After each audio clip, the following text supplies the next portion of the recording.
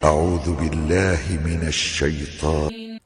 إن الحمد لله نحمده ونستعينه ونستغفره ونعوذ بالله من شرور أنفسنا ومن سيئات أعمالنا من يهده الله فلا مضل له ومن يضلل فلا هادي له وأشهد أن لا إله إلا الله وحده لا شريك له وأشهد أن محمدا عبده ورسوله يا أيها الذين آمنوا اتقوا الله حق تقاته ولا تموتن إلا وأنتم مسلمون يا أيها الناس اتقوا ربكم الذي خلقكم من نفس واحدة وخلق منها زوجها وبث منهما رجالا كثيرا ونساء واتقوا الله الذي تساءلون به والأرحام إن الله كان عليكم رقيبا يا أيها الذين آمنوا اتقوا الله وقولوا قولا سديدا يصلح لكم أعمالكم ويغفر لكم ذنوبكم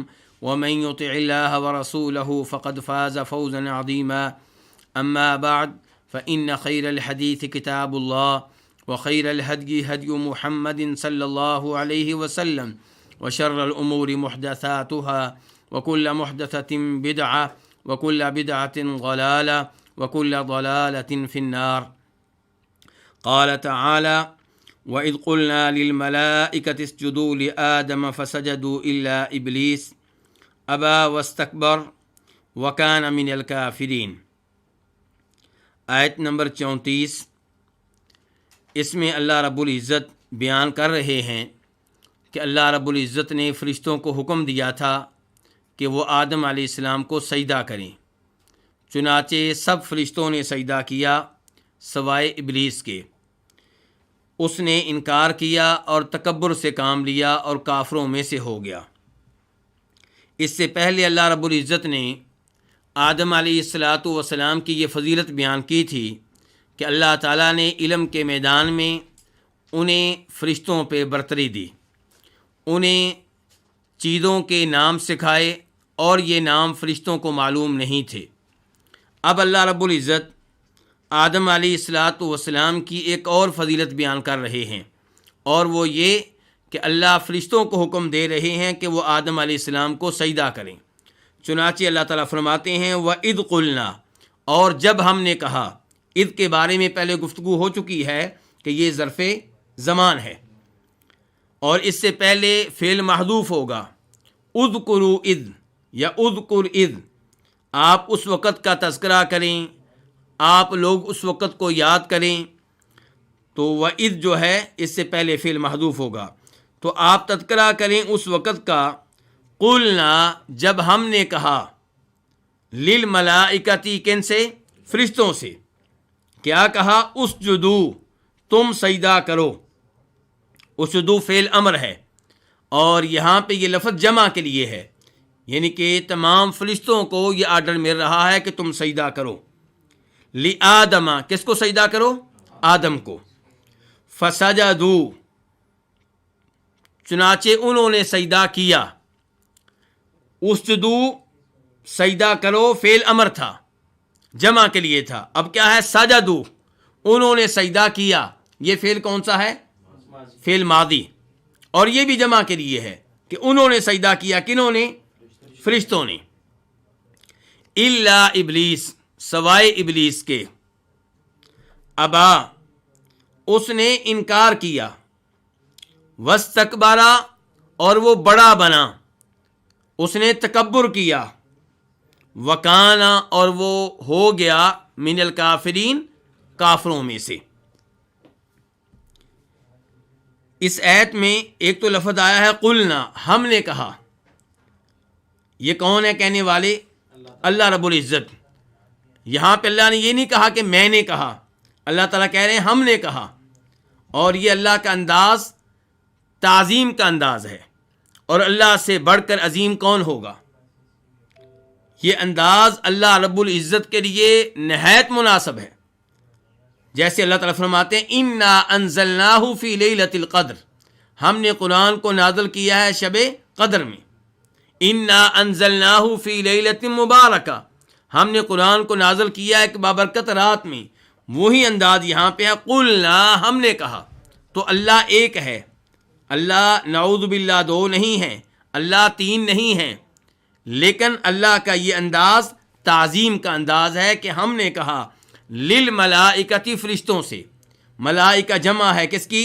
ملکن کی، اسجدو تم سجدہ کرو لآدم آدم کو، آدم ہمارے عظیم نبی ہیں اور دنیا کے پہلے انسان ہیں، تمام انسانوں کے باپ ہیں، ان کا یہ نام ہے۔ فسجدوا انہوں نے سجدہ کیا الا ابلیس مگر ابلیس نے، سوائے ابلیس کے۔ ابلیس کون ہے؟ ابلیس شیطانوں کا سردار، اور یہ وہ پہلا جن ہے، پہلا وہ سردار ہے، پہلا وہ شیطان ہے جس نے آدم علیہ السلام سے دشمنی کا مظاہرہ کیا۔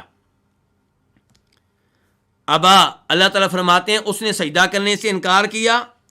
نمبر 2 واستکبرا، اور یہ انکار کسی غلطی کی وجہ سے نہیں تھا، کسی بھول کی وجہ سے نہیں تھا، بلکہ تکبر کی وجہ سے تھا، اس نے اپنے آپ کو بڑا سمجھا۔ وکان من الکافرین، اور ہو گیا کافروں میں سے۔ اب ہم آتے ہیں اس آیت کے چند مسائل کی طرف۔ اللہ تعالیٰ فرما رہے ہیں کہ ہم نے کہا، کن سے کہا سجدہ کرنے کے بارے میں؟ کن کو حکم دیا اللہ نے؟ فرشتوں کو۔ یہ کون سے فرشتے تھے؟ اس بارے میں ایک موقف یہ ہے کہ اللہ نے یہ حکم تمام فرشتوں کو دیا ہے، اور دوسرا موقف یہ ہے کہ اللہ نے یہ حکم ان فرشتوں کو دیا ہے جنہیں زمینی فرشتے کہا جاتا ہے۔ اللہ کا یہ حکم آسمان میں رہنے والے فرشتوں کے لیے نہیں تھا، اللہ کا یہ حکم ان فرشتوں کے لیے نہیں تھا جو اللہ کے عرش کو اٹھاتے ہیں، اللہ کا یہ حکم ان فرشتوں کے لیے نہیں تھا جن کو اللہ کے مقرب فرشتے کہا جاتا ہے، اللہ کا یہ حکم جبریل علیہ السلام کے لیے نہیں تھا، میکائیل علیہ السلام کے لیے نہیں تھا، ان فرشتوں کے لیے تھا جو زمین میں رہ رہے تھے۔ یہ جو موقف ہے کہ جن کو حکم دیا گیا وہ فرشتے کون سے ہیں؟ زمینی فرشتے۔ یہ موقف کنہوں نے اختیار کیا ہے؟ ملحد قسم کے فلسفیوں نے۔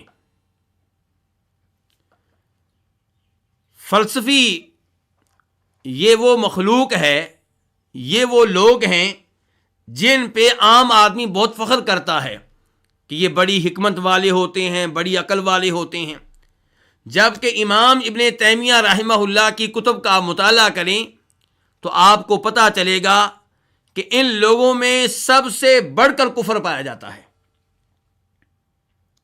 ان کی کتب میں آپ کو واضح طور پہ کفر ملے گا۔ یہ ان فلسفیوں کی بات ہو رہی ہے جو اپنے آپ کو مسلمان کہتے تھے، جنہوں نے کلمہ پڑھا ہوا تھا۔ جنہوں نے کلمہ نہیں پڑھا وہ تو کافر ہیں، ان میں تو کوئی شک و شبہ ہی نہیں ہے۔ ابن تیمیہ رحمہ اللہ ان فلسفیوں کی بات کر رہے ہیں جو اپنے آپ کو کیا کہتے ہیں؟ مسلمان کہتے ہیں، اور ان میں سے کئی ایسے ہیں جن پہ آج بھی وہ لوگ فخر کرتے ہیں جن کا تعلق سائنس سے ہے، جبکہ ان میں کفر پایا جاتا ہے۔ آئندہ کبھی موقع آیا تو میں ان میں سے کئی ایک کا نام بھی ذکر کروں گا، فی الحال اتنا کہہ دینا کافی ہے کہ یہ لوگ ایسے ہیں کہ ان میں بہت حد تک کفر پایا جاتا ہے، کم ہی لوگ ہوں گے ان میں سے جو کفر سے محفوظ رہ سکے ہوں گے۔ تو اللہ تعالیٰ کہہ رہے ہیں کہ جب ہم نے کہا فرشتوں سے، تو ان لوگوں کا موقف کیا ہے کہ فرشتوں سے مراد کون سے فرشتے ہیں؟ زمینی فرشتے۔ اور انہیں یہ موقف اپنانے کے لیے چند روایتیں بھی مل گئیں۔ ایک روایت وہ ہے جسے امام طبری رحمہ اللہ اپنی تفسیر میں لے کر آئے ہیں، عبداللہ ابن عباس سے نقل کرتے ہیں۔ عبداللہ ابن عباس کہتے ہیں کہ جن فرشتوں کو سجدہ کرنے کا حکم ملا تھا، جن فرشتوں نے سجدہ کیا، وہ آسمانی فرشتے نہیں تھے، وہ زمینی فرشتے تھے۔ اور ایسا ہی قول ابو العالیہ کا بھی ہے، اور وہ بہت بڑے تابعی ہیں، بہت بڑے مفسر ہیں۔ جہاں تک تعلق ہے عبداللہ ابن عباس کے قول کا، تو یہ قول ان سے ثابت نہیں ہو سکا، ان کی طرف منسوب کیا گیا ہے، لیکن عبداللہ ابن عباس سے اس قول کو نقل کرنے والے کون ہیں؟ الضحاک ابن مزاحم، اور ان کا عبداللہ ابن عباس سے روایت کرنا یہ روایت منقطع کہلائے گی، کیونکہ ان کی ان سے ملاقات ثابت نہیں ہے۔ اس روایت میں دیگر کئی ایسے اسباب بھی ہیں جن کی وجہ سے یہ روایت ضعیف قرار پاتی ہے۔ خلاصہ کلام یہ ہے کہ یہ روایت اور یہ قول عبداللہ ابن عباس سے ثابت نہیں ہے۔ اور جہاں تک تعلق ہے ابو العالیہ کی روایت کا، تو اس کے اوپر بھی کلام ہے۔ اس روایت میں ایک راوی ہیں ابو جعفر رازی، ان کی وجہ سے اس روایت کے اوپر بھی کلام ہے، اور اس کے بارے میں بھی آپ یہ نہیں کہہ سکتے کہ وہ قول ابو العالیہ سے ثابت ہے۔ تو جن لوگوں نے یہ موقف اپنایا کہ جن فرشتوں کو سجدہ کرنے کا حکم ملا تھا وہ کون سے فرشتے تھے؟ زمینی، اور انہوں نے سجدہ کیا، ان کے پاس کوئی ایسی دلیل نہیں ہے جس کے اوپر دل مطمئن ہو سکے۔ اس کے برعکس یہ موقف کہ یہ سارے فرشتے تھے نہایت مضبوط اور قوی موقف ہے۔ اس کے بہت سارے دلائل ہیں۔ پہلی دلیل یہ ہے کہ اللہ تعالیٰ کیا کہہ رہے ہیں؟ ہم نے کہا، کن سے کہا؟ فرشتوں سے۔ اللہ نے یہ نہیں کہا کہ ہم نے زمین کے فرشتوں سے کہا۔ اللہ نے لفظ کون سا استعمال کیا ہے؟ الملائکہ، یعنی کہ ملائکہ کے اوپر الف لام داخل ہے، اور ملائکہ جمع کا لفظ ہے، جمع کا لفظ، اور اس کو معرفہ بنایا گیا ال کے ذریعے، تو ایسا لفظ عموم پہ دلالت کرتا ہے کہ ہم نے یہ حکم تمام فرشتوں کو دیا۔ اور یہ بالکل وہی انداز ہے جو انداز نبی علیہ الصلوۃ والسلام کی اس دعا میں ہوا کرتا تھا جو آپ سجدے میں کیا کرتے تھے، رب الملائکۃ والروح، کہ اللہ رب ہے کن کا؟ فرشتوں کا۔ تو کیا آپ کہیں گے آدھے فرشتوں کا؟ کیا آپ کہیں گے اللہ رب ہے زمینی فرشتوں کا؟ وہاں پہ آپ کیا معنی کریں گے کہ اللہ رب ہے تمام فرشتوں کا؟ اور یہی انداز یہاں پہ ہوگا۔ اور پھر یہ واقعہ کہ اللہ رب العزت نے آدم علیہ السلام کے بارے میں فرشتوں کو حکم دیا کہ وہ آدم علیہ السلام کو سجدہ کریں، قرآن کریم میں تقریباً 6-7 بار آیا ہے، اور ہر بار لفظ کیا آیا ہے؟ الملائکہ۔ اگر اس سے مراد کچھ فرشتے ہوتے تو اللہ تعالیٰ کسی نہ کسی مقام پہ اشارہ دے دیتے، جس اشارے سے پتہ چلتا کہ اس سے مراد سارے فرشتے نہیں بلکہ بعض فرشتے ہیں، آسمانی فرشتے نہیں بلکہ زمینی فرشتے ہیں۔ اس کے علاوہ اللہ رب العزت سورہ ہجر میں ارشاد فرماتے ہیں فَسَجَدَ الْمَلَائِكَةُ كُلُّهُمْ أَجْمَعُونَ إِلَّا إِبْلِيسَ۔ اللہ تعالیٰ کہہ رہے ہیں سجدہ کیا تمام فرشتوں نے، پھر اللہ تعالیٰ کہتے ہیں کلہم تاکید کے لیے ہے، کتنے فرشتوں نے؟ سب نے۔ پھر اللہ کہتے ہیں اجمعون، ایک اور تاکید آ گئی، تاکید کے بعد تاکید، کتنے فرشتوں نے؟ شاید اللہ رب العزت جانتے تھے، شاید کیا اللہ تعالیٰ کے علم میں ہے، ہر چیز اللہ تعالیٰ کے علم میں ہے۔ اللہ تعالیٰ کو معلوم تھا کہ ملحد قسم کے فلسفی آئیں گے اور وہ یہ نظریہ پیش کریں گے کہ جن فرشتوں کو حکم ملا تھا وہ بعض فرشتے تھے، سارے فرشتے نہیں تھے۔ اسی لیے اللہ رب العزت نے بتایا سورہ ہجر میں فَسَجَدَ الْمَلَائِكَةُ كُلُّهُمْ أَجْمَعُونَ، کہ سجدہ کیا تمام فرشتوں نے، اجمعون سب کے سب نے۔ اس کے بعد اللہ تعالیٰ کیا کہتے ہیں؟ الا، یہاں پہ بھی اللہ نے کہا الا ابلیس، اور وہاں پہ بھی کہا الا ابلیس، کیونکہ سب نے سجدہ کیا سوائے۔ تو اگر کچھ فرشتوں نے سجدہ کیا تھا کچھ نے نہیں کیا تھا، اللہ تعالیٰ ان کے بارے میں بھی کہہ دیتے کہ سوائے ابلیس کے اور سوائے ان فرشتوں کے جو آسمان پہ رہتے ہیں، جو اللہ کے مقرب فرشتے ہیں، جو عرش کے اٹھانے والے ہیں۔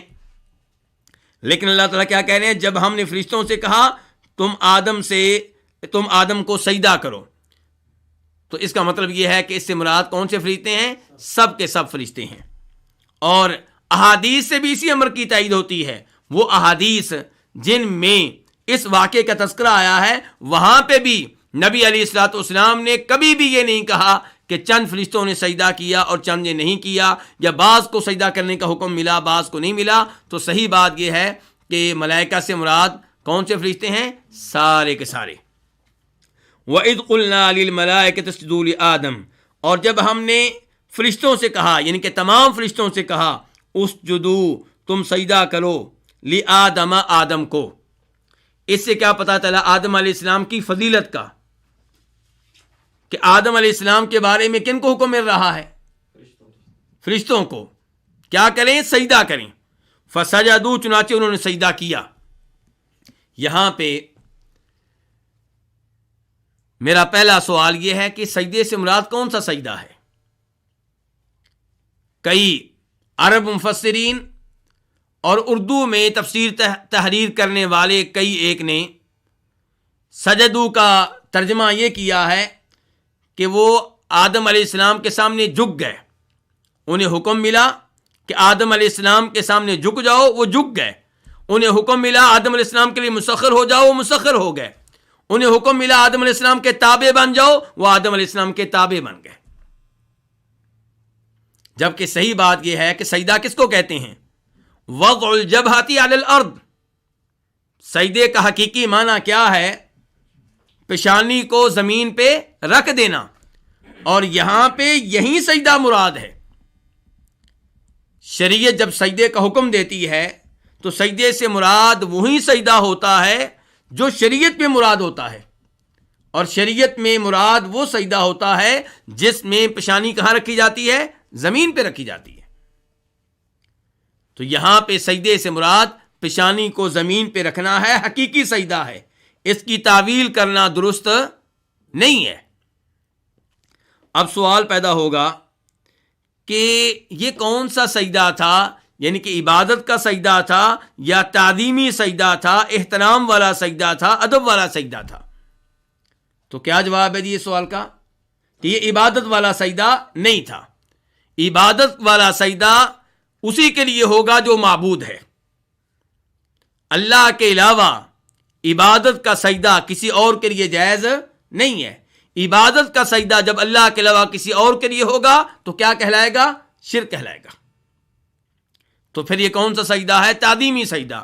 اور تعظیمی سجدہ امت محمدیہ سے پہلے جائز تھا۔ اس کی ایک مثال یہ آیت ہے کہ فرشتوں نے آدم علیہ السلام کو سجدہ کیا، اور اس کی دوسری مثال سورہ یوسف وَرَفَعَ أَبَوَيْهِ عَلَى الْعَرْشِ وَخَرُّوا لَهُ سُجَّدًا، کہ جب یوسف علیہ السلام کے والدین ان کے پاس مصر میں پہنچے تو یوسف علیہ السلام نے ان کو عرش پہ بلند کیا، اپنے ساتھ عرش پہ بٹھایا۔ عام لوگ نیچے بیٹھے تھے اور یوسف علیہ السلام نے اپنے والدین کو اپنے ساتھ عرش پہ بٹھایا، اور پھر وہاں پہ یوسف علیہ السلام کو یوسف علیہ السلام کے والدین نے، بھائیوں نے اور دیگر لوگوں نے سجدہ کیا۔ اللہ تعالیٰ کہتے ہیں وَخَرُّوا لَهُ سُجَّدًا، ان کے لیے سجدے میں گر پڑے۔ وہاں پہ بھی کئی لوگوں نے تعویل کرنے کی کوشش کی ہے۔ کیا کہتے ہیں؟ جی یوسف علیہ السلام کی تابع داری کا اعلان کر دیا، ان کے سامنے جھک گئے، انہیں بڑا مان لیا، جبکہ اللہ تعالیٰ کہہ رہے ہیں وَخَرُّوا لَهُ سُجَّدًا، ان کے لیے سجدے میں گر پڑے۔ تو اس لیے وہاں پہ بھی جو سجدہ ہوا ہے کون سا سجدہ ہے؟ تعظیمی، اور یہاں پہ بھی جو سجدہ مذکور ہے وہ کون سا ہے؟ تعظیمی۔ اب سوال پیدا یہ ہوگا کہ کیا تعظیمی سجدہ آج بھی جائز ہے؟ کیا آج ہم اپنے کسی بڑے عالم دین کو، اپنے والد صاحب کو تعظیمی سجدہ کر سکتے ہیں، احترام کا سجدہ کر سکتے ہیں، ادب کا سجدہ کر سکتے ہیں؟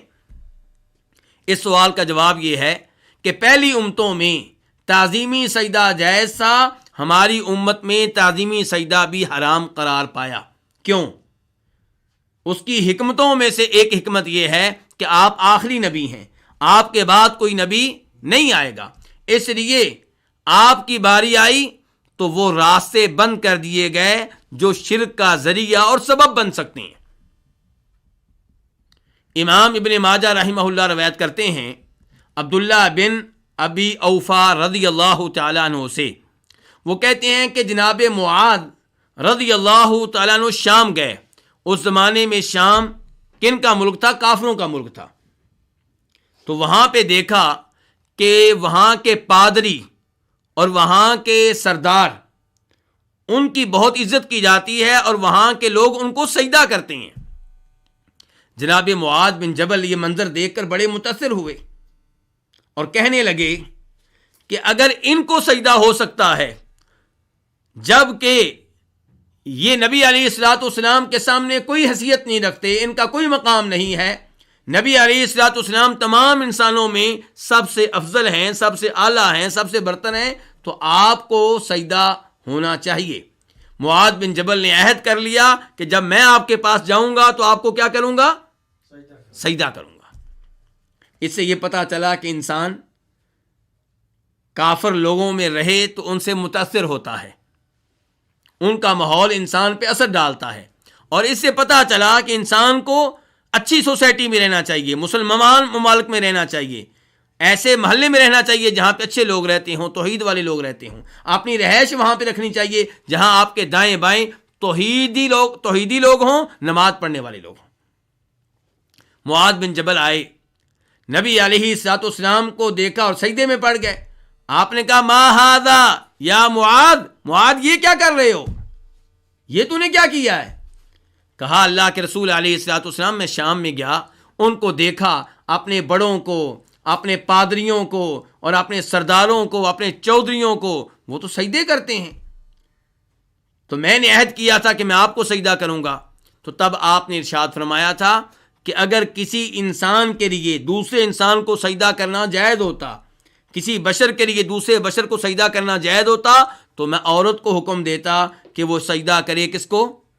اپنے خاوند کو. کیوں؟ کیونکہ خاوند کے عورت پہ حقوق بہت زیادہ ہیں. تو اس حدیث سے کیا پتہ چلا کہ ہماری امت میں تعظیمی سجدہ جائز ہے کہ حرام ہے، ممنوع ہے؟ حرام ہے اور ممنوع ہے. اس لیے تعظیمی سجدہ کسی کو کرنا جائز نہیں ہے. اور جو سجدہ آدم علیہ السلام کو کیا گیا ہے وہ کون سا ہے؟ تعظیمی سجدہ ہے. اور آدم علیہ السلام کو سجدہ کس کے کہنے پہ کیا گیا؟ اللہ کے کہنے پہ. تو جب آدم علیہ السلام کو فرشتوں نے سجدہ کیا وہ تعظیمی سجدہ تھا، لیکن وہ سجدہ اللہ کی عبادت تھا. اللہ کا حکم مان لیا، وہ اللہ کی کیا ٹھہری؟ عبادت. اور آدم علیہ السلام کے لیے وہ سجدہ کیا ہوا؟ تعظیمی سجدہ. وَإِذْ قُلْنَا لِلْمَلَائِكَةِ اسْجُدُوا لِآدَمَ فَسَجَدُوا إِلَّا إِبْلِيسَ. تو ان سب نے سجدہ کیا مگر ابلیس نے، یعنی کہ ابلیس نے سجدہ نہیں کیا. یہاں پہ سوال یہ پیدا ہوگا کہ کیا ابلیس فرشتوں میں سے تھا؟ جی کیا جواب ہے؟ کہ وہ فرشتوں میں سے نہیں ہے.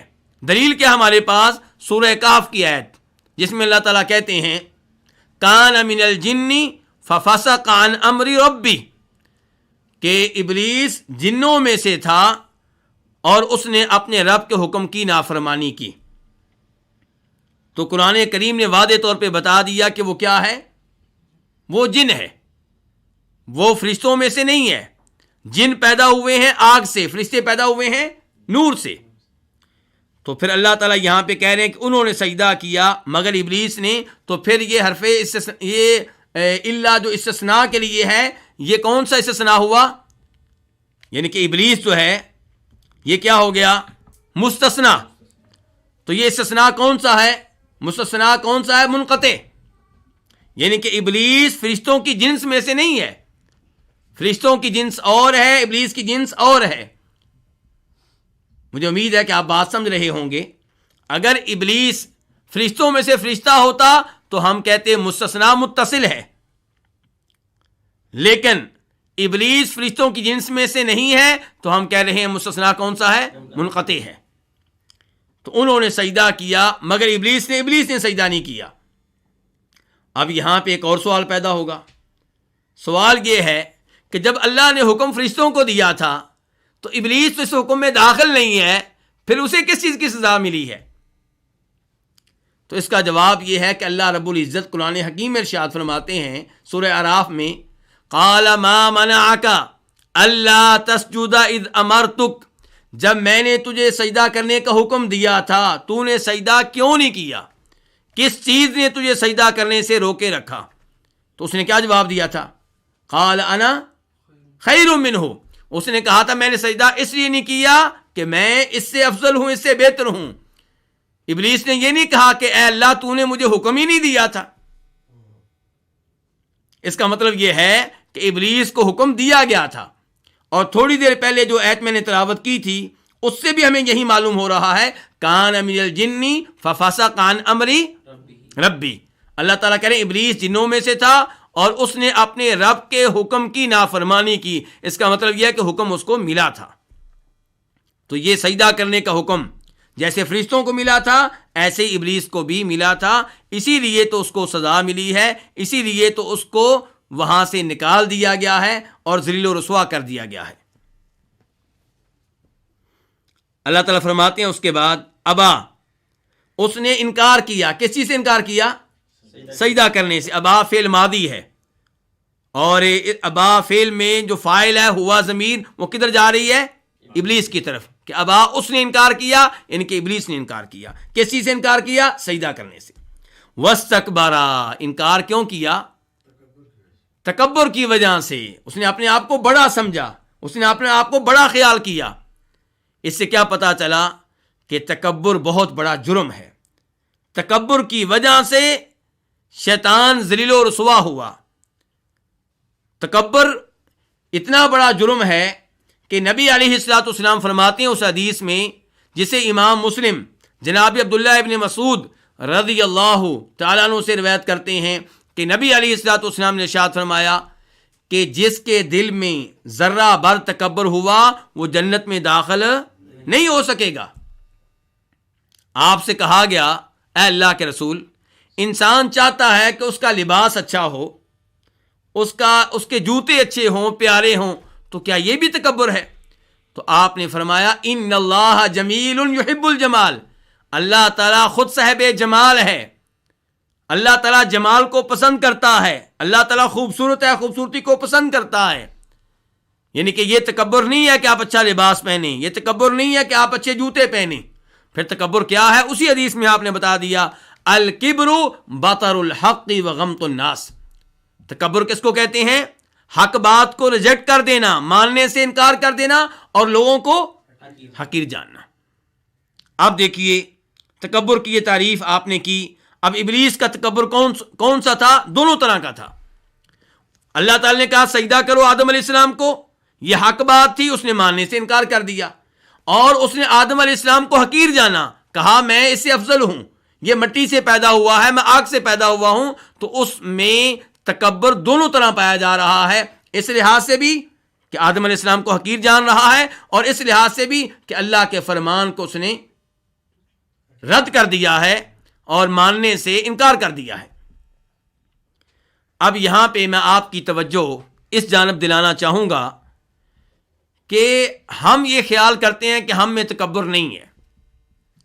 جب بھی ہم یہ آیتیں پڑھتے ہیں تکبر کی ہم مذمت کرتے ہیں اور کہتے ہیں کہ ابلیس تکبر کی وجہ سے ذلیل و رسوا ہوا، اور گفتگو کرنے والا اور گفتگو سننے والے یہ سمجھتے ہیں کہ ہم میں تکبر نہیں ہے۔ حقیقت یہ ہے کہ بہت سے لوگوں میں تکبر پایا جاتا ہے۔ اللہ تعالیٰ اس مرض سے ہمیں محفوظ رکھے۔ میں اس کی ایک مثال آپ کو دینا چاہوں گا۔ قرآن کریم کی تفسیر پڑھنے کا فائدہ یہی ہے کہ ہم یہاں سے احکام جانیں، مسائل جانیں اور ان پہ عمل کریں۔ امام ابو داؤد روایت کرتے ہیں اپنی سنن میں، اور امام احمد روایت کرتے ہیں اپنی مسند میں، کہ نبی علیہ الصلوۃ والسلام ارشاد فرماتے ہیں کہ وَإِيَّاكَ وَإِسْبَالَ الْإِزَارِ، کہ اپنی چادر کو ٹخنوں سے نیچے لٹکانے سے بچو، اس سے دور رہو۔ اور ان الفاظ سے پہلے آپ کیا کہہ رہے ہیں کہ اپنی چادر کو نصف پنڈلی تک بلند رکھو۔ اگر تم یہ کام نہیں کر سکتے تو پھر تمہیں اجازت ہے کہ ٹخنوں سے اوپر تک اپنی چادر کو رکھو۔ اس کے بعد آپ کہتے ہیں وَإِيَّاكَ وَإِسْبَالَ الْإِزَارِ، ٹخنوں سے نیچے چادر لٹکانے سے بچنا، اس عمل سے دور رہنا۔ فَإِنَّهَا مِنَ الْمَخِيلَةِ، کیونکہ چادر کو ٹخنوں سے نیچے لٹکانا کیا ہے؟ تکبر ہے۔ آگے کہتے ہیں آپ اور اللہ تعالیٰ تکبر کو پسند نہیں کرتا۔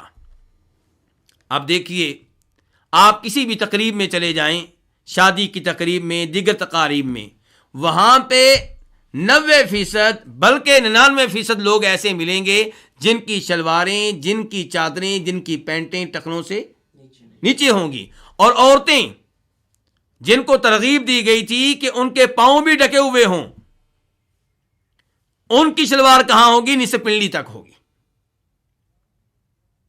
شیطان چاہتا ہے کہ ہم وہ کام کریں جن کاموں پہ رب ناراض ہو۔ تو بہرحال چادر، پینٹ، شلوار ٹخنوں سے نیچے لٹکانا کیا ہے؟ تکبر ہے۔ کئی لوگوں کو ہم مسئلہ بتاتے ہیں کہ آپ اپنی چادر یا اپنی شلوار پینٹ ٹخنوں سے اوپر رکھیں، وہ کہتے ہیں جی ہم تکبر کی وجہ سے نہیں لٹکاتے۔ اس حدیث میں اللہ کے رسول فرما رہے ہیں چادر کو ٹخنوں سے نیچے لٹکانا ہی تو تکبر ہے۔ اور غور کریں اللہ کے رسول نے کیا کہا تھا؟ تکبر کی تعریف کیا ہے؟ حق بات کو ریجیکٹ کر دینا، ماننے سے انکار کر دینا اور لوگوں کو حقیر جاننا۔ شلوار کو بغیر کسی وجہ کے آپ ٹخنوں سے نیچے لٹکاتے ہیں، یا آپ حق کو ماننے سے انکار کر رہے ہیں، حدیث کو ماننے سے انکار کر رہے ہیں، یہی تو تکبر ہے۔ تو اس لیے تکبر سے بچیے۔ تکبر کی وجہ سے ابلیس ذلیل و رسوا ہوا۔ اگر ہم تکبر میں واقع ہوں گے تو خطرہ ہے کہ کہیں ہمیں بھی ذلت و رسوائی کا سامنا نہ کرنا پڑے۔ اللہ رب العزت ہمیں تکبر سے محفوظ رکھے۔ تو ابا واستکبرا، ابلیس نے سجدہ کرنے سے انکار کیا، واستکبرا اور تکبر کیا، اپنے آپ کو بڑا سمجھا۔ وکان من الکافرین، اور وہ ہو گیا کن میں سے؟ کافروں میں سے۔ الکافرین کافرون کی جمع ہے۔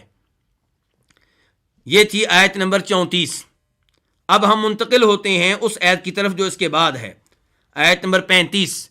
اللہ تعالیٰ فرماتے ہیں وَقُلْنَا يَا آدَمُ اسْكُنْ أَنْتَ وَزَوْجُكَ الْجَنَّةَ وَكُلَا مِنْهَا رَغَدًا حَيْثُ شِئْتُمَا وَلَا تَقْرَبَا هَٰذِهِ الشَّجَرَةَ فَتَكُونَا مِنَ الظَّالِمِينَ۔ وَقُلْنَا، اور ہم نے کہا۔ کون ہے کہنے والے؟ اللہ رب العزت۔ تو اللہ تعالیٰ کی ایک صفت ان آیات میں بار بار آ رہی ہے، کون سی؟ صفت کلام۔ اور ان آیات سے پتہ چل رہا ہے کہ اللہ تعالیٰ جب چاہتا ہے، جیسے چاہتا ہے، جس سے چاہتا ہے کلام کرتا ہے۔ اور اس کلام کے مفردات، اس کلام کے احاد نئے ہیں۔ دیکھیں اللہ نے کہا فرشتوں سے آدم علیہ السلام کو سجدہ کرو، یعنی کہ یہ کب کہا ہے؟ جب آدم علیہ السلام کو پیدا کر لیا، یا آدم علیہ السلام کو پیدا کرتے ہوئے کہا ہے، اس سے پہلے تو نہیں کہا۔ تو یہ اللہ تعالیٰ کا نیا کلام تھا۔ کہنے کا مطلب یہ ہے یہ اللہ کا کلام کون سا کلام تھا؟ نیا کلام تھا۔ اس کے ساتھ ساتھ یہ بھی ماننا واجب ہے کہ کلام اللہ کی صفت ہے، اللہ کی مخلوق نہیں ہے۔ تو اللہ تعالیٰ کہہ رہے ہیں کہ وَقُلْنَا، اور ہم نے کہا، یا آدم، اے آدم، اسکن فعل امر ہے، واحد کے لیے ہے۔ اسکن تم رہو، یہ کس کو کہا جا رہا ہے؟ مخاطب کون ہے؟ آدم علیہ السلام۔ اس کے بعد کہا اسکن انتا، تم ہی رہو۔ اسکن میں انتا ضمیر موجود تھی، اس کی تاکید کی گئی ہے انتا ضمیر سے جو نظر آ رہی ہے ہمیں۔ اسکن میں بھی انتا ضمیر ہے لیکن وہ نظر نہیں آ رہی۔ اور پھر بعد میں اللہ تعالیٰ ایک اور ضمیر لے کر آئے ہیں انتا۔ حکمت کیا ہے؟ اس کے اوپر عطف ڈالا جائے، کس کا؟ زوجکا کا۔ تو اسکن انتا، اے آدم تم رہو، و زوجکا، اور تمہاری بیوی رہے۔ الجنتا، کہاں پہ رہو؟ جنت میں۔ وکلا، اور تم دونوں کھاؤ۔ کلا بھی فعل امر ہے لیکن اسکن واحد کے لیے تھا اور کلا دو کے لیے ہے۔ آدم علیہ السلام اور حوا دونوں مخاطب ہیں۔ تم دونوں کھاؤ، منہا، اس میں سے، کس میں سے؟ جنت میں سے۔ منہا کی ضمیر کدھر جا رہی ہے؟ جنت کی طرف۔ راغدن، کتنا کھاؤ؟ راغدن، کھلا کھاؤ۔ راغدن اصل میں صفت ہے موصوف محذوف کی۔ وَكُلَا مِنْهَا أَكْلًا رَغَدًا، اس جنت میں سے کھاؤ، کتنا کھاؤ؟ کھلا کھاؤ۔ حیث شئتما، حیث کیا؟ ظرف مکان، جہاں سے، جس جگہ سے، شئتما تم دونوں چاہو۔ شئتما یہ فعل بھی دو کے لیے ہے، تثنیہ کے لیے ہے، اور یہ بھی فعل ماضی ہے۔ ولا تقربا، اور تم دونوں قریب نہ جانا، یہ کیا فعل نہیں ہے، لا نہیں کے لیے ہے، تم دونوں قریب نہ جانا، ہادہ الشجرہ اس درخت کے، فتکونا پس تم ہو جاؤ گے، فا کون سی سببیہ، ورنہ تم ہو جاؤ گے، اس لیے کہ تم ہو جاؤ گے، تم دونوں اس درخت کے قریب نہ جانا ورنہ تم دونوں ہو جاؤ گے، اس لیے کہ تم دونوں ہو جاؤ گے من الظالمین، کن میں سے، ظالموں میں سے، الظالمین ظالم ان کی جمع ہے۔ یہ تو تھا اس آیت کا لفظی ترجمہ۔ اب ہم اس آیت کی تفسیر کی طرف آتے ہیں۔ اللہ تعالیٰ کہہ رہے ہیں وَقُلْنَا، اور ہم نے کہا، یا آدم، اے آدم، اسکن انتا، تم رہو اور تمہاری بیوی جنت میں رہو، تم دونوں جنت میں رہو۔ اس سے پتہ چلا اللہ رب العزت آدم علیہ السلام کو ایک اور فضیلت بخش رہے ہیں۔ پہلے فضیلت دی تھی علم کے ذریعے، پھر فضیلت دی کہ فرشتوں کو حکم دیا کہ آدم علیہ السلام کو کیا کریں، سجدہ کریں۔ اب تیسری فضیلت یہ ہے کہ آدم تم اور تمہاری بیوی کہاں پہ رہو، جنت میں رہو۔ یہ تیسری فضیلت ہے، یہ تیسرا انعام ہے جو اللہ نے آدم علیہ السلام پہ کیا ہے، اور ان کے ساتھ یہ انعام ان کی بیگم پہ بھی ہو گیا ہے۔ ان کی بیگم کا نام کیا ہے جی؟ یہاں پہ نہیں آیا اس آیت میں، لیکن ہمیں معلوم ہے دیگر نصوص سے کہ ان کا نام کیا تھا، حوا۔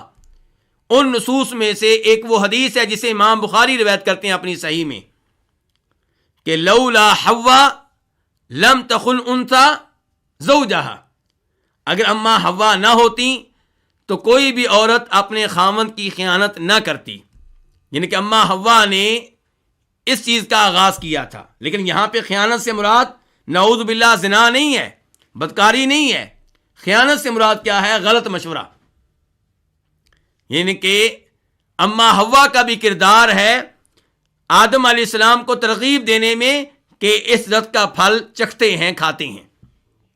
تو بہرحال اس حدیث سے کیا پتا چلا کہ آدم علیہ السلام کی بیگم کا نام کیا ہے، حوا۔ تو اللہ تعالیٰ کہہ رہے ہیں اسکن انت، آدم تم رہو اور تمہاری بیوی رہے، کہاں پہ رہے، الجنت، جنت میں۔ جنت سے مراد کون سی جنت ہے، جنت الخلد، وہ جنت جس میں انسان نے ہمیشہ ہمیشہ رہنا ہے۔ تو اس جنت کو کیا نام دیا جاتا ہے، جنت الخلد۔ کئی لوگ کہتے ہیں کہ اس جنت سے مراد جنت الخلد نہیں ہے۔ کیوں نہیں ہے؟ کہتے ہیں ہماری ایک دلیل یہ ہے کہ جنت الخلد تو وہ جنت ہے کہ جو اس میں داخل ہو گیا اس کو اس جنت سے نکالا نہیں جائے گا۔ اگر یہ جنت الخلد ہوتی، ہمیشہ والی جنت ہوتی، تو آدم علیہ السلام کو اس جنت سے نکلنا نہ پڑتا۔ لیکن صحیح بات یہ ہے کہ اس جنت سے مراد جنت الخلد ہی ہے۔ اس کی ایک دلیل کیا ہے، اللہ نے کہا ہے الجنہ، کہ آدم تم اور تمہاری بیوی کہاں داخل ہو جاؤ، جنت میں۔ اللہ نے یہ نہیں کہا کہ کون سی جنت۔ اور جب الجنہ عام طور پہ یہ لفظ بولا جائے تو اس سے مراد کون سی جنت ہوتی ہے، جنت الخلد۔ جنہ کے اوپر الف لام ہے، اور یہ الف لام عہد ذہنی کا ہے کہ اس جنت سے مراد وہی جنت ہے جس کو میں اور آپ جانتے ہیں، کیونکہ اللہ نے یہ کلام ہمارے اوپر نازل کیا ہے، نبی علیہ الصلوۃ والسلام کے اوپر نازل کیا ہے، عربوں کے اوپر نازل کیا ہے، صحابہ کرام کے اوپر نازل کیا ہے۔ تو اللہ تعالیٰ کہہ رہے ہیں کہ یہ وہی جنت ہے جسے تم جانتے ہو، جو تمہارے ہاں معلوم ہے، جو تمہارے ذہنوں میں ہے۔ اور وہ کون سی جنت ہے، جنت الخلد۔ اور ویسے بھی اس جنت کے بارے میں اللہ رب العزت نے قرآن حکیم میں جو تعارف پیش کیا ہے اس سے بھی پتہ چلتا ہے کہ وہ جنت الخلد ہی ہے۔ اللہ تعالیٰ کہہ رہے ہیں آدم علیہ السلام سے سورہ طٰہٰ میں ان لک الا تجوع فیہا ولا تعری وانک لا تظمأ فیہا ولا تضحیٰ، کہ آدم اس جنت میں داخل ہو جاؤ اور تمہیں اس جنت میں کیا کیا فائدے ملیں گے۔ فرمایا تمہیں اس جنت میں کبھی بھوک نہیں لگے گی، اور تمہیں اس جنت میں بے لباس نہیں ہونا پڑے گا، ننگا نہیں ہونا پڑے گا، اور اس جنت میں تمہیں پیاس نہیں لگے گی، دھوپ کا سامنا نہیں کرنا پڑے گا۔ تو یہ اوصاف اسی جنت کے ہیں جس جنت کو جنت الخلد کہا جاتا ہے۔ جہاں تک تعلق ہے اس بات کا کہ اگر یہ جنت الخلد تھی تو آدم علیہ السلام کو کیسے نکال دیا گیا، تو اس سوال کا جواب یہ ہے کہ یہ جو کہا جاتا ہے کہ جنت الخلد میں جو داخل ہو گیا اسے وہاں سے نکالا نہیں جائے گا، یہ ان لوگوں کے بارے میں ہے جو بعث کے بعد اس جنت میں داخل ہوں گے۔ بعث سے مراد کیا ہے کہ جب لوگوں کو قبروں سے اٹھایا جائے گا، میدان حشر میں جمع کیا جائے گا، اب جو جنت میں داخل ہوں گے انہیں جنت سے نکالا نہیں جائے گا۔ جب آدم علیہ السلام داخل ہوئے ہیں تب اس جنت کا یہ وصف نہیں تھا۔ تو خلاصہ کلام یہ ہے کہ جنت سے مراد پھر کون سی جنت ہے؟ جنت الخلد۔ اور اس امر کی تائید آئندہ آیتوں سے بھی ہوگی، آگے چل کے اس موضوع پہ مزید گفتگو کریں گے۔ تو اللہ تعالیٰ کہہ رہے ہیں اے آدم تم اور تمہاری بیوی اس جنت میں رہو، وَكُلَا مِنْهَا اور اس میں سے کھاؤ۔ کلا یہ کون سا فعل ہے جی؟ فعل ماضی ہے کہ فعل امر ہے؟ فعل امر ہے۔ تو اللہ تعالیٰ آدم علیہ السلام کو اور اماں حوا کو حکم دے رہے ہیں کہ اس جنت میں سے کھاؤ۔ سوال یہ ہے کہ یہ امر وجوب کے لیے ہے یا اباحت کے لیے ہے، جواز کے لیے ہے؟ تو یہ امر یہاں پہ وجوب کے لیے نہیں ہے، یعنی کہ یہ نہیں ہے کہ آدم اور اماں حوا سے کہا جا رہا ہو کہ کھلا کھاؤ، نہیں کھاؤ گے تو گنہگار ہو جاؤ گے، بلکہ یہاں پہ امر دینے کا مطلب یہ ہے کہ تمہیں اجازت دی جا رہی ہے، تمہارے لیے یہ جنت مباح ہے، جہاں سے چاہو کھاؤ، کوئی پابندی نہیں ہے، کوئی ممانعت نہیں ہے، یہ مطلب ہے یہاں پہ۔ وَكُلَا مِنْهَا رَغَدًا حَيْثُ شِئْتُمَا جہاں سے تم چاہو اور جب چاہو، وَلَا تَقْرَبَا هَٰذِهِ الشَّجَرَةَ اور اس درخت کے قریب نہ جانا۔ یہ ایک پابندی لگا دی گئی۔ جنت کے سارے درخت تمہارے لیے حلال ہیں، کسی بھی درخت کا پھل آپ لوگ کھا سکتے ہیں، لیکن ایک درخت کے بارے میں کہہ دیا گیا اس کے قریب نہیں جانا۔ یہ کون سا درخت تھا؟ اس بارے میں لوگوں نے بہت سے اقوال بیان کیے ہیں۔ کوئی کہتا ہے کہ اس سے مراد گندم ہے، کوئی کہتا ہے کہ اس سے مراد انگور ہیں، کسی نے کہا اس سے مراد انجیر ہے، لیکن ہم یہ کہتے ہیں اللہ عالم، اللہ بہتر جانتے ہیں کہ وہ کون سا درخت تھا۔ اللہ تعالی نے یہ چیز نہیں بتائی، نبی علیہ الصلوۃ والسلام نے اس درخت کی تعیین اور تحدید نہیں کی۔ تو ایسی چیزوں کو مبہم کہا جاتا ہے، مبہمات القرآن، کہ وہ چیزیں جن کو قرآن نے مبہم رکھا ہے، جن کی تحدید قرآن نے نہیں کی، تو ان کے بارے میں بہت زیادہ زور لگانا، بہت زیادہ کھوج لگانا، اس کی ہمیں ضرورت نہیں ہے۔ اگر اس کی تحدید اس میں ہمارا کوئی فائدہ ہوتا تو اللہ تعالیٰ ضرور اس کے بارے میں ہمیں بتاتے، نبی علیہ الصلوۃ والسلام ضرور بتاتے۔ جب اس چیز کو اللہ نے مبہم رکھا ہے، واضح نہیں کیا، نبی علیہ الصلوۃ والسلام نے مبہم رکھا ہے، واضح نہیں کیا، تو ہمیں بھی ایسی چیزوں میں بہت زیادہ دلچسپی لینے سے گریز کرنا چاہیے۔ درختوں میں سے کوئی درخت تھا جس کے بارے میں اللہ نے کہہ دیا کہ اس درخت کے قریب نہیں جانا، وَلَا تَقْرَبَا هَٰذِهِ الشَّجَرَةَ اس درخت کے قریب نہ جانا۔ یہ نہیں کون سی نہیں ہے؟ کیا یہ نہیں تحریم کے لیے ہے یا تنزیہ کے لیے ہے؟ یعنی کہ اس نہیں کا مطلب یہ ہے کہ اس درخت کے قریب جانا تم پہ حرام ہے، یا اس نہیں کا مطلب یہ ہے کہ تمہارے لیے بہتر یہ ہے کہ اس درخت کے قریب نہ جاؤ؟ تو جواب یہ ہے کہ یہ نہیں تحریم کے لیے ہے۔ اور یہ اصول ذہن میں رکھیے گا، قرآن و حدیث میں جو بھی امر آیا ہے، جو بھی آرڈر کا لفظ آیا ہے، وہ وجوب کے لیے، اس پہ عمل کرنا واجب ہے۔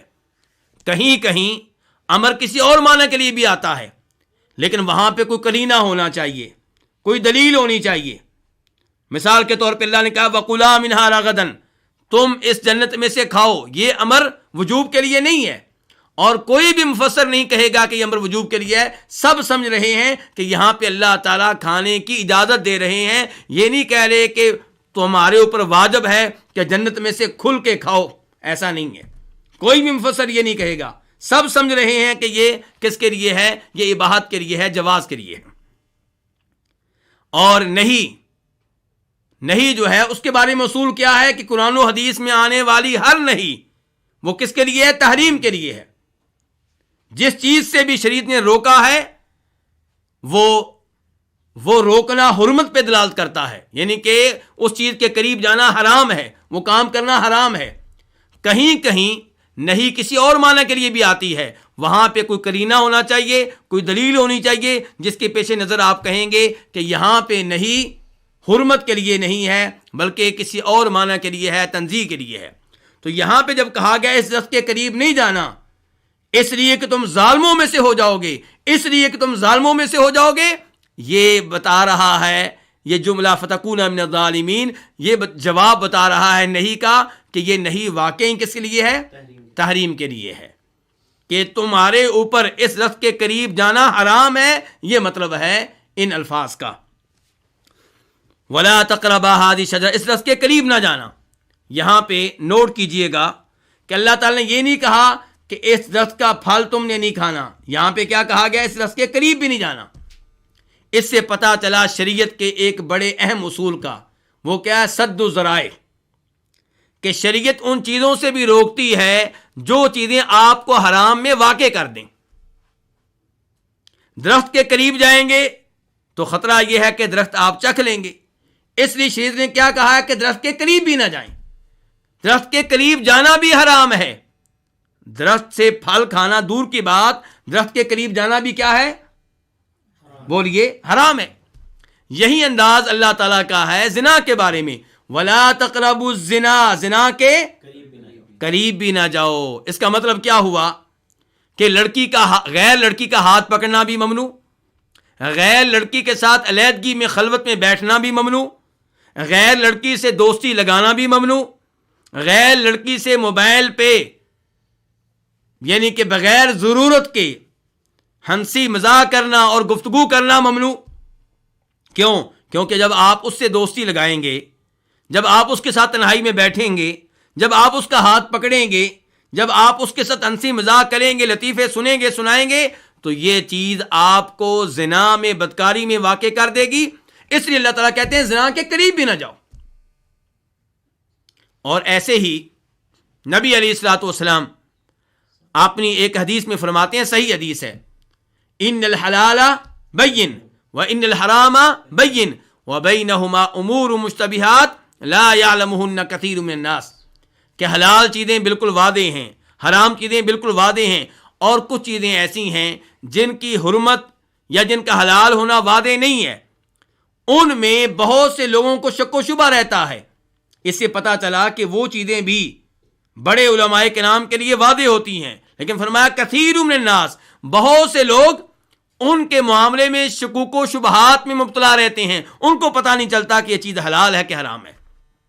آپ نے فرمایا یہ چیزیں جن کے بارے میں تمہیں شبہ رہتا ہے کہ حلال ہیں کہ حرام ہیں، جو ان سے بچ جائے گا وہ اپنی عزت کو بچا لے گا، اپنے دین کو بچا لے گا، اور جو ان میں واقع ہوگا خطرہ یہ ہے کہ وہ کس میں واقع ہو جائے گا؟ حرام میں واقع ہو جائے گا۔ جب آپ ان چیزوں میں جن کے بارے میں آپ کو شک و شبہ رہتا ہے سستی اختیار کریں گے تو آپ کی طبیعت سست ہو جائے گی، خطرہ یہ ہے کہ کل کو آپ حرام کا ارتکاب بھی کر بیٹھیں گے۔ پھر آپ نے اس کی مثال بیان کی، آپ نے کہا کہ کہیں پہ کسی بادشاہ کی چراگاہ ہے جہاں پہ بادشاہ کے جانور آتے ہیں اور ان کو چرنے کا موقع ملتا ہے، اور اس کی حد بندی کر دی گئی ہے، اور بادشاہ کی طرف سے سخت اعلان ہے کہ کوئی بھی اپنا جانور اس چراگاہ میں داخل نہ کرے۔ آپ فرماتے ہیں اب اگر کوئی آدمی اس چراگاہ کے ارد گرد اپنے جانور لے آئے کہ میں اپنے جانوروں کو چراگاہ میں داخل نہیں ہونے دوں گا، بس اس کے دائیں بائیں جو گھاس ہے وہ میرے جانور کھائیں گے، تو خطرہ یہ ہے کہ کبھی اس کا کوئی جانور چراگاہ میں داخل ہو جائے اور پھر بادشاہ کیا آرڈر دے گا کہ اس کو گولی مار دو، اس کی گردن اتار دو، تو اپنے آپ کو خطرے میں ڈالیں گے آپ۔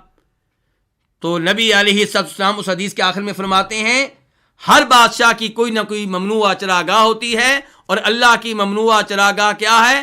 وہ چیزیں جن کو اللہ نے حرام قرار دیا ہے، یعنی کہ ان کے قریب نہیں جانا چاہیے ورنہ آپ خطرے میں پڑ جائیں گے۔ تو یہاں سے پتہ چلا شریعت کے کس اصول کا؟ سد الذرائع کا۔ وَلَا تَقْرَبَا هَٰذِهِ الشَّجَرَةَ، اس درخت کے قریب بھی نہ جاؤ، فَتَكُونَا مِنَ الظَّالِمِينَ، ورنہ تم ہو جاؤ گے، کن میں سے ہو جاؤ گے؟ ظالموں میں سے۔ ظلم کس پہ ہوگا؟ اپنے اوپر ظلم کریں گے۔ اس سے پتا چلا کہ اللہ کی نافرمانی کرنا، معاصی کا ارتکاب کرنا، اپنے اوپر ظلم کرنا ہے۔ اس کے بعد اللہ رب العزت ارشاد فرماتے ہیں فَأَزَلَّهُمَا الشَّيْطَانُ عَنْهَا فَأَخْرَجَهُمَا مِمَّا كَانَا فِيهِ۔ یہ آیت نمبر 36 ہے۔ اللہ تعالیٰ فرما رہے ہیں فَأَزَلَّهُمَا، تو پھسلا دیا، ازلہ پھسلا دیا۔ ازلہ کون سا فعل ہے؟ فعل ماضی، اور یہ واحد کے لیے ہے۔ پھسلا دیا ہما، ان دونوں کو، کن دونوں کو؟ آدم علیہ السلام کو اور اماں حوا کو۔ الشیطان، شیطان نے، شیطان سے مراد یہاں پہ کون ہے؟ بڑا شیطان ابلیس، جس کا پہلے تذکرہ آیا ہے کہ اس نے سجدہ کرنے سے انکار کر دیا تھا۔ فاخرجہما، چنانچہ اس نے ان دونوں کو نکلوا دیا۔ اخرجا یہ بھی فعل ماضی ہے، باب اخرجا یخرجو سے۔ اخرجا فاعل کون ہے؟ شیطان۔ اخرجا میں ہوا ضمیر ہے جو شیطان کی طرف لوٹ رہی ہے کہ اس نے نکلوا دیا ہما، ان دونوں کو، آدم علیہ السلام کو اور اماں حوا کو، مما، اس چیز سے، کانا فیہ، جس میں وہ تھے۔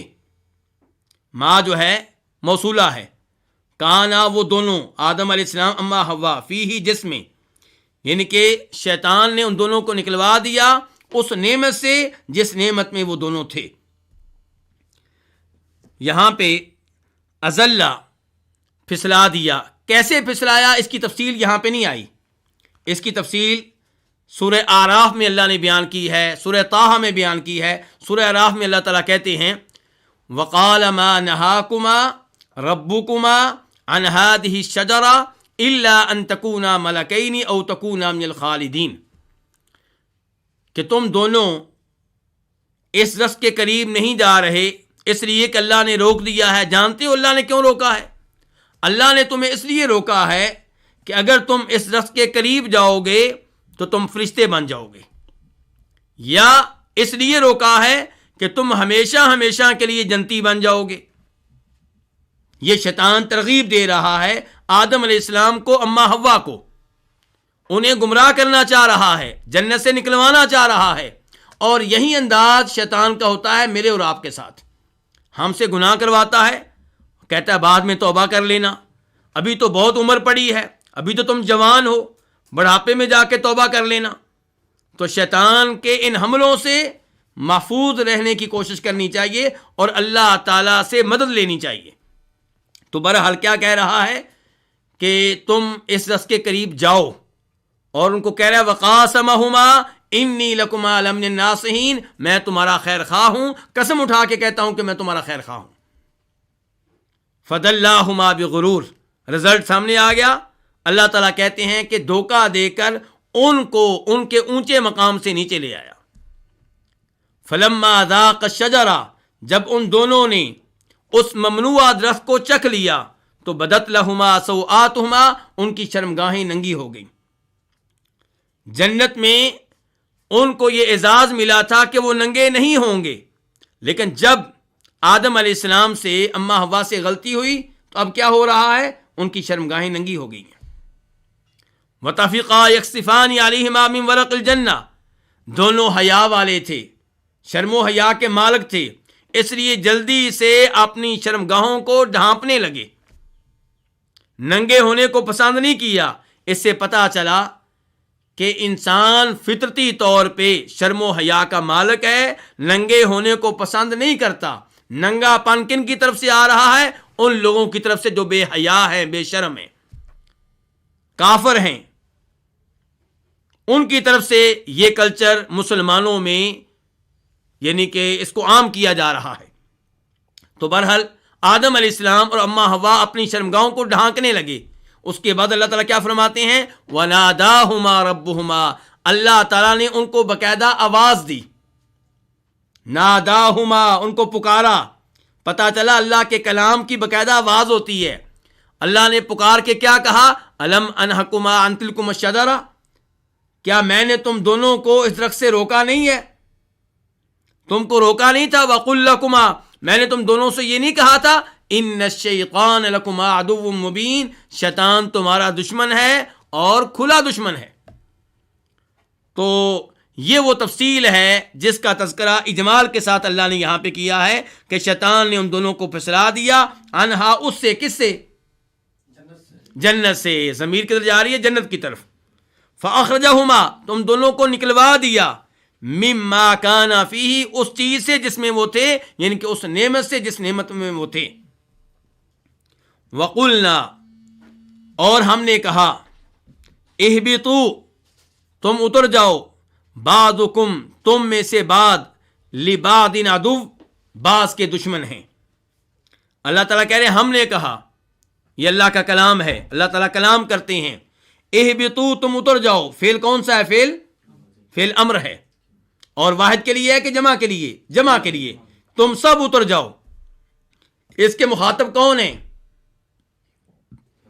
اس کے مخاطب آدم علیہ السلام، اما حوا اور ابلیس. تم سب اتر جاؤ. بعضکم لبعض عدو تم میں سے بعض بعض کے دشمن ہیں. اچھا اللہ نے کیا کہا؟ اہبطوا اتر جاؤ. اس کا مطلب یہ ہے کہ کہاں اوپر تھے کہ نیچے تھے؟ اوپر تھے. تو یہ جنت اوپر تھی کہ نیچے تھی؟ اس کا مطلب یہ ہے کہ جنت اوپر تھی. اور اوپر کہاں تھی؟ وَلَكُمْ فِي الْأَرْضِ مُسْتَقَرٌ. آئندہ جملہ بتا رہا ہے کہ اترنا زمین پہ ہے. اس کا مطلب یہ کہ پہلے کہاں تھے؟ زمین پہ نہیں تھے بلکہ کہاں تھے؟ آسمان پہ تھے. تو جو جنت تھی وہ کہاں پہ تھی؟ آسمانوں پہ تھی. اور وہ جنت کون سی ہے؟ جنت الخلد. وَقُلْنَا اور ہم نے کہا، اہبطوا تم اتر جاؤ، بعضکم تم میں سے بعض بعض کے دشمن ہیں. اس سے پتہ چلا کہ شیطان آدم علیہ السلام اور ان کی اولاد کا دشمن ہے. اللہ تعالیٰ فرماتے ہیں سورہ کہف میں، افتتخذونہ وذریتہ اولیاء من دونی وہم لکم عدو، کہ کیا تم ابلیس کو اور اس کی اولاد کو دوست بنا لیتے ہو جبکہ وہ تمہارے دشمن ہیں. اللہ تعالیٰ فرماتے ہیں سورہ فاطر میں، ان الشیطان لکم عدو فاتخذوہ عدوا، شیطان تمہارا دشمن ہے، اسے دشمن ہی سمجھو. انما یدعو حزبہ لیکونوا من اصحاب السعیر، جو شیطان کا پیروکار بن جائے، اس کی باتیں ماننی شروع کر دے، شیطان اس کو کہاں لے کر جائے گا؟ جہنم میں لے کر جائے گا. تو بہرحال انسان کو ہمیشہ یہ سمجھنا چاہیے کہ شیطان میرا دشمن ہے، اور شیطانی وسوسوں سے پناہ مانگنی چاہیے. تلاوت کرنے سے پہلے اعوذ باللہ من الشیطان الرجیم پڑھ لینی چاہیے، کیونکہ شیطان کو تلاوت کرنا پسند نہیں ہے. وہ تلاوت سے روکنے کی کوشش کرے گا، تلاوت سے غافل کرنے کی کوشش کرے گا. نماز میں وسوسے آئیں تو کیا پڑھنا چاہیے؟ اعوذ باللہ من الشیطان الرجیم پڑھنا چاہیے. یعنی کہ اے اللہ میں تیری پناہ میں آتا ہوں شیطان مردود سے بچنے کے لیے. یہ میری نماز کا بیڑا غرق کر رہا ہے، میری توجہ کو تقسیم کر رہا ہے، مجھے دائیں بائیں میری توجہ کو لے جا رہا ہے. یا اللہ میری مدد کر، مجھے شیطان کے حملوں سے بچا. اس کے بعد اللہ تعالیٰ کہتے ہیں، وَلَكُمْ فِي الْأَرْضِ مُسْتَقَرٌّ وَمَتَاعٌ إِلَىٰ حِينٍ. وَلَكُمْ اور تمہارے لیے ہے، فِي الْأَرْضِ زمین میں، مستقر کیا ہے؟ جائے قرار، قرار کی جگہ، ٹھکانہ، وَمَتَاعٌ اور فائدہ اٹھانا، إِلَىٰ حِينٍ ایک وقت تک. یعنی کہ تم زمین میں اتر جاؤ، زمین پہ تم نے رہنا ہے. اور زمین میں کب تک رہنا ہے؟ ہمیشہ ہمیشہ. إِلَىٰ حِينٍ ایک وقت تک، موت آنے تک، قیامت آنے تک. اس سے پتہ چلا دنیا کی زندگی عارضی زندگی ہے. یہاں پہ دل لگا لینا اور اس زندگی کو بھول جانا جہاں پہ جنت اور جہنم کے فیصلے ہوں گے، یہ بیوقوفی ہے. انسان کو ہمیشہ ذہن میں رہنا چاہیے، انسان کو ہمیشہ یہ سوچنا چاہیے کہ دنیا میں مجھے عارضی طور پہ بھیجا گیا ہے، ہمیشہ رہنے کے لیے نہیں بھیجا گیا. اللہ تعالیٰ کہتے ہیں وَلَكُمْ تمہارے لیے ہے، فِي الْأَرْضِ زمین میں کیا ہے تمہارے لیے؟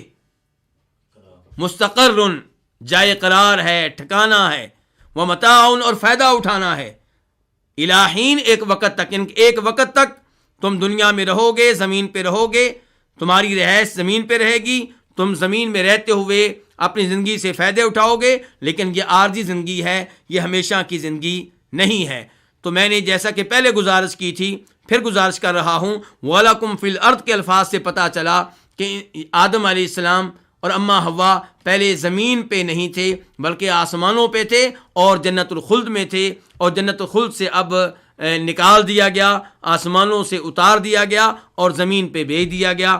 اللہ رب العزت سے دعا ہے کہ اللہ تعالی ہمیں صحیح معنوں میں قرآن کریم کی تفسیر جاننے کی توفیق بخشے. آج کے درس میں آیت نمبر 34 سے لے کر آیت نمبر 36 تک کی تفسیر کی گئی، اور بیان اس میں کیا ہوا ہے کہ اللہ نے فرشتوں کو حکم دیا تھا کہ آدم علیہ السلام کو سجدہ کریں، انہوں نے سجدہ کیا، لیکن ابلیس نے یہ بات نہیں مانی۔ کیوں نہیں مانی؟ تکبر کی وجہ سے، اور پھر وہ کافروں میں سے ہو گیا۔ اور اس کے بعد اللہ نے بتایا ہے آدم علیہ السلام کا ایک اور اعزاز کہ انہیں اور ان کی بیگم سے کہا گیا کہ وہ کہاں پہ رہیں؟ جنت میں رہیں، اور وہاں پہ کھائیں پئیں، اور کوئی پابندی نہیں ہے سوائے ایک درخت کے کہ اس کے قریب نہیں جانا، اس کے قریب جائیں گے تو ظالم بن جائیں گے۔ اور شیطان نے ان کو پھسلا دیا، ان نعمتوں سے نکلوا دیا، پھر ان کو حکم ملا کہ زمین میں اتر جاؤ، آسمانوں سے نیچے آ جاؤ، اور زمین میں تم نے عارضی طور پہ رہنا ہے۔ آخر میں ایک دو باتوں کی طرف اشارہ کر دوں کہ اللہ نے کہا ہے کہ آدم آپ بھی رہیں اور آپ کی بیوی بھی رہے۔ اس سے پتہ چلا کہ میاں بیوی کا تعلق شروع سے ہے، زنا غلط ہے، نکاح والا تعلق، میاں بیوی والا تعلق جو ہے یہ شروع سے ہے۔ کئی لوگ کہتے ہیں جی شاید آپ لوگوں نے کلپ سنا ہو، جب عورتوں کا عالمی دن منایا گیا تو وہاں پہ جو لوگ جمع ہوئے ان میں سے ایک کہہ رہے تھے کہ نکاح انگریز لے کر آئے ہیں۔ یہ آیت کیا بتا رہی ہے کہ میاں بیوی والا جو تعلق ہے یہ شروع سے ہے۔ آدم اور اماں حوا کا تعلق کیا ہے؟ شروع سے میاں بیوی کا تعلق ہے، اور شروع سے میاں بیوی کا تعلق ہے۔ تو یہ بات اپنے ذہن میں رکھنی چاہیے۔ اللہ رب العزت سے دعا ہے کہ اللہ تعالیٰ ان آیات میں جو دروس ہیں، جو عبرتیں ہیں، ان سے سبق حاصل کرنے کی توفیق دے۔ وآخر دعوانا الحمد للہ رب العالمین۔